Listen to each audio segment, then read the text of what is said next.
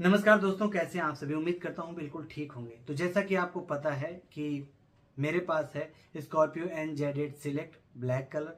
और आज का जो वीडियो है डेडिकेटेड है मेरे 1000 किलोमीटर कंप्लीट होने के ऑनरशिप रिव्यू के बारे में। और 1000 जब कंप्लीट हो गया तो सर्विस सेंटर में जो फर्स्ट सर्विस होती है उसका मेरा क्या एक्सपीरियंस रहा।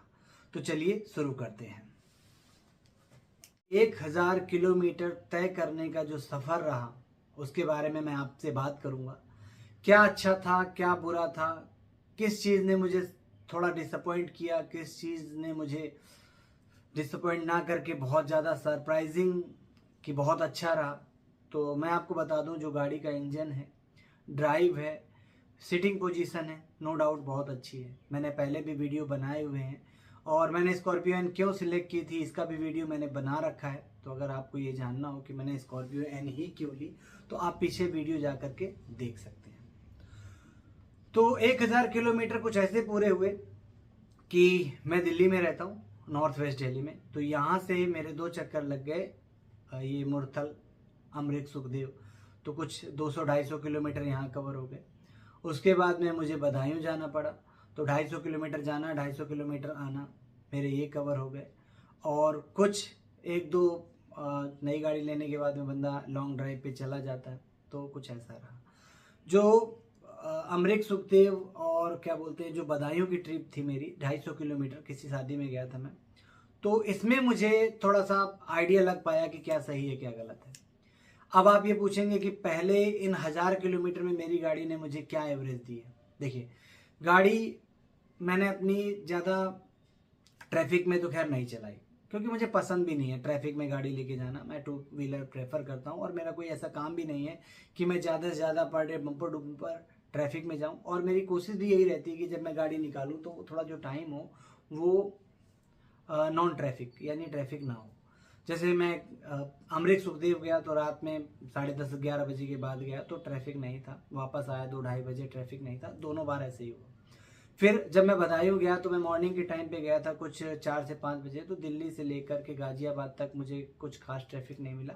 गाजियाबाद के बाद में थोड़ा सा आगे जब मैंने पार किया, जैसे मुरादाबाद और क्या बोलते हैं ये बुलंदशहर, तो उसके बाद में थोड़ा एक सिंगल रोड आया था। तो उसमें मैंने 60 की एवरेज मेंटेन रखी और मोस्ट ऑफ मैंने हाईवे प्रेफर किया था। तो वहाँ पर भी गाड़ी कोई बम्पर टू बम्पर नहीं चली।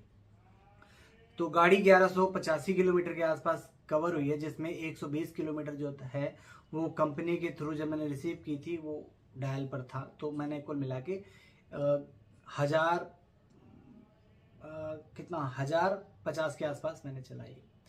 गाड़ी में मुझे कुछ भी प्रॉब्लम नहीं आई, कुछ भी दिक्कत नहीं आई।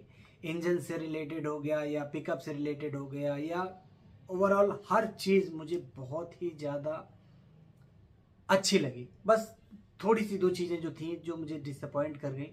पहला ये कि थर्ड रो के लिए एसी नहीं था, क्योंकि हम लोग बदायूं गए थे तो उसमें 7 मेंबर थे और पीछे बैठने वाले मेंबर ज़्यादा हाइटेड नहीं थे, अंडर 5 फीट के बंदे थे। तो उनको भी कोई परेशानी नहीं, मैंने पूछा भी। और म्यूज़िक सिस्टम वगैरह बाकी सब बहुत अच्छा है। अलेक्सा वगैरह बाकी बहुत अच्छा है, उसमें बहुत अच्छा काम करता है। गाड़ी के फीचर वगैरह सब मुझे पहले से ही पता थे, आपको भी पता है, बहुत अच्छे थे। और जो सबसे ज़्यादा वर्स्ट पार्ट, मतलब जो सबसे ज़्यादा घटिया रहा, वो रहा सर्विस। जी हाँ दोस्तों, अभी लास्ट टाइम मैं सुबन साई महिंद्रा सर्विस सेंटर में गया था। और यहाँ पर जब मैं पहुँचा तो मैंने अपॉइंटमेंट एक दिन पहले ले रखी थी और मैं पहुंच गया था 11 बजे। मैंने रजिस्टर में एंट्री कराई और उन्होंने कहा सर कुछ देर बैठिए और हम आपकी गाड़ी अटेंड करा रहे हैं। कुछ देर करके करीब करीब 2 घंटे हो गए, मैं बैठा रहा। और उसके बाद में कोई एक बंदा मेरे पास आता है और ये कहता है कि सर आपकी गाड़ी मुझे दिखाइए। जब मैं उनसे 2 बार पहले बोल चुका हूँ कि मैं 11 बजे का आया हुआ हूँ। और उसके बाद तब जाकर के किसी एक बंदे ने मेरी तरफ रुख किया और आकर के मुझसे पूछ रहा है। मैंने जाकर के सारी बातें बताई। बाद में पता चला कि जो बंदा मेरे पास आया था वो एडवाइज़र नहीं था, वो एक नॉर्मल, शायद वहाँ का कोई अच्छा मतलब रेपुटेटेड पर्सन था। क्योंकि कोई एडवाइज़र ना होने की वजह से मुझे किसी ना किसी को तो अटेंड करना था, तो वो आकर के उन्होंने मुझे अटेंड किया। अब ठीक है, कोई दिक्कत नहीं, मैंने उन्हें सारी प्रॉब्लम बताई। ठीक है, मुझे लगा कि अब मैंने सारी प्रॉब्लम बता दी है, मैं थोड़ी देर इंतजार करता हूँ। बार बार जा करके उनको टोकना भी ठीक नहीं लगता है। फिर करीब करीब 1 से 1.5 घंटे में बैठे रहा। जब मैं वापस जाके देखा, मैंने कहा मेरी गाड़ी में काम खत्म होने वाला हो, देखा यार जाके वहाँ पर गाड़ी खड़ी, मेरा दिमाग खराब। मैंने कहा 2 घंटे पहले ही हो चुके हैं, उसके बाद 1.5 घंटे ये हो चुके हैं, अब मैं क्या करूँ। फिर मैंने आके रिसेप्शन में बात करी। उसके बाद में भाई ज़्यादा बवाल करने के बाद में, या ज़्यादा बहुत सारी बात करने के बाद में, तब जाके एक एडवाइज़र आता है, मुझसे सारी डिटेल लेता है। तो उन्होंने मुझे बताया कि सर कोई बात नहीं, एक इसका शेड्यूल सॉफ्टवेयर आया, वो मैं करा देता हूँ। मैंने कहा कोई बात नहीं, जो भी शेड्यूल सॉफ्टवेयर आया आपको करा दीजिए, क्योंकि गाड़ी का जो MID है वो बीच बीच में हैंग कर रही थी, कर भी रही थी, नहीं भी कर रही थी, मुझे तो खास पता नहीं चला। तो उन्होंने कहा, और वो फर्स्ट जो सॉफ्टवेयर है वो क्या हुआ, करीब करीब 40 मिनट के अंदर कंप्लीट हो गया। अगर बंदे को लेट हो रहा होता है और गाड़ी में कोई काम हो रहा होता है, तो वो ये सोचता है कि मैं जल्दबाजी ना करूं, चलो मेरी गाड़ी किसी न किसी क्यूब में और किसी न किसी पर्पज से खड़ी।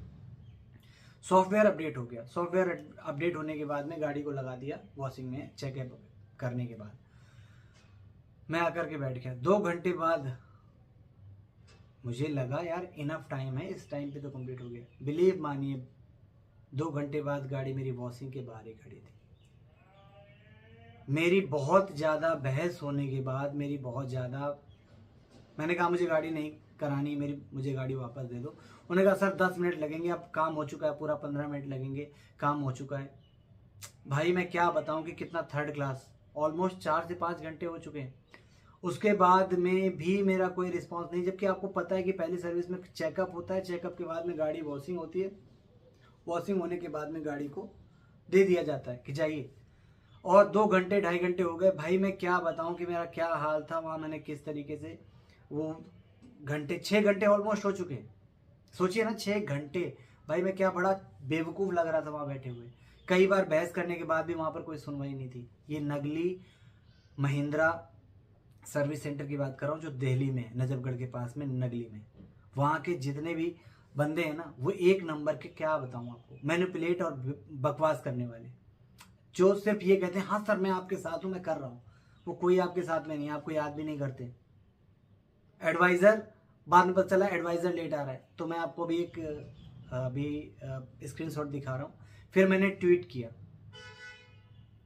फिर मैंने एक केयर में ईमेल भेजी, और उसके बाद में मैंने वहाँ के GM से बात करी। बाद में पता चला कि जो मुझे अटेंड करने आया था सबसे पहले, और जिसने मुझसे सर्विस के बारे में पूछा था कि क्या रिस्पॉन्स रहा क्या, वो GM ही थे। भाई ट्वीट करने के बाद में, फिर उसके बाद में जब उनके पास कोई रिस्पांस आया होगा, तब उन्होंने जा कर के उसका काम शुरू किया, और मेरे पास बार बार आकर के कह रहे हैं सर ये एक सेटिस्फैक्शन फॉर्म है, आप इसमें साइन कीजिए। भाई मैंने साफ मना कर दिया, और मेरे पास कई सारे कॉल भी आए कि सर उस बंदे का नौकरी वोकरी, देखो मुझे इससे कोई मतलब नहीं है, मुझे नहीं पता कि मैं किसी की नौकरी ले रहा हूँ या क्या ले रहा हूँ, मुझे मतलब ही नहीं, क्योंकि मैंने किसी पर्टिकुलर किसी एक बंदे की शिकायत नहीं की थी। मैंने सिर्फ ये ट्वीट किया था, आपके सामने ही है, मैं लिख के ये दिखा रहा हूँ आपको। तो इसमें मैंने सिर्फ ये लिखा था कि 2 घंटे के लिए, 4 घंटे के लिए, 6 घंटे के बीच बीच में मेरे पास किस तरीके से मुझे ट्रीट किया गया। और फिर मेरे पास महिंद्रा से भी कॉल आया था, और उन्होंने कहा कि सर सॉरी, नेक्स्ट टाइम से ऐसा कुछ नहीं होगा। भाई मैं जो भी है, नेक्स्ट टाइम से कभी भी सुबन साई महिंद्रा नगली में तो नहीं जाने वाला, कोई भी जिम्मेदारी काम की नहीं है। बाकी गाड़ी मेरी अच्छी चली रही है। एक चीज़ की और शिकायत है कि यार गाड़ी में लेकर के गया, बताएं मुझे पता ही नहीं चला कि छोटे छोटे कंकड़ आकर के बोनट पे लगे, और बोनट पे 1-2 जगह ना स्टोन चिपिंग के निशान है। तो जो उसका बोनट है, बोनट की क्वालिटी है, वो थोड़ी और बेस्ट हो सकती थी। ये मैं आपको दिखा देता हूँ। तो बाकी तो कुछ शिकायत नहीं है मुझे। और सबसे थर्ड क्लास और वाहियात जो पार्ट था वो सर्विस सेंटर का ही था, क्योंकि 15 से 20 मिनट का जो काम है, 1-1.5 घंटे 2 घंटे का काम है, उसके लिए मुझे 8 घंटे प्लस रुकने पड़े।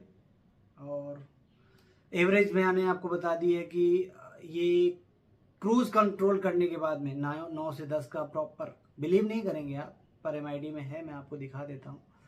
ये 9 से 10 का एवरेज है, प्रॉपर मेरी गाड़ी ने दिया है। और कुछ चलाने का भी एक्सपीरियंस ऐसे ही था कि मैंने मोस्ट ऑफ गाड़ी क्रूज़ में ही चलाई, और कोशिश किया कि ज़्यादा गाड़ी को हार्श ना चलाऊँ। तो आज का वीडियो बस इतना ही।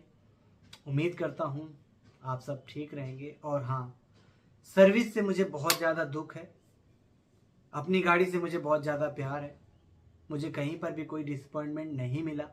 सब कुछ बहुत अच्छा था। 1000 किलोमीटर का जो रिस्पॉन्स है वो मेरा अभी तक बिल्कुल ठीक है। और अभी मेरी नेक्स्ट ट्रिप कानपुर की है, जो कि 500 किलोमीटर जाना, 500 किलोमीटर आना, और एवरेज प्रॉपर मैं करके बताऊंगा आपको ब्रिम टू ब्रिम। तो इस बीच गाड़ी में जो पेट्रोल लगा है वो है करीब करीब 1000 या 1100 किलोमीटर के बीच में, कुछ 12 से 13 हज़ार रुपये का पेट्रोल। और गाड़ी मेरी अभी भी हाफ टैंक है, जिसमें मैंने 3 बार पेट्रोल डलाया। एक बार मैंने 5300 रुपये का डलवाया, एक बार मैंने 4700 का डलाया, एक बार मैंने 4000 का डलाया। तो लास्ट टाइम का जो पेट्रोल डलाया हुआ है वो गाड़ी में भी आधे से ज़्यादा हो सकता है। रेंज क्योंकि 360 के आसपास दिखा रही है, तो मान के चल सकते हैं कि 12,000 रुपये का पेट्रोल लग गया है। और जो किलोमीटर आए हैं वो आए हैं 1100 किलोमीटर। तो इस बीच पर मैंने निकाल के देखा, तब भी 9 या 10 का ही एवरेज आ रहा है, और गाड़ी के MID में भी 9-10 का ही एवरेज आ रहा था। तो आज के लिए बस इतना ही, मिलते हैं नेक्स्ट वीडियो में।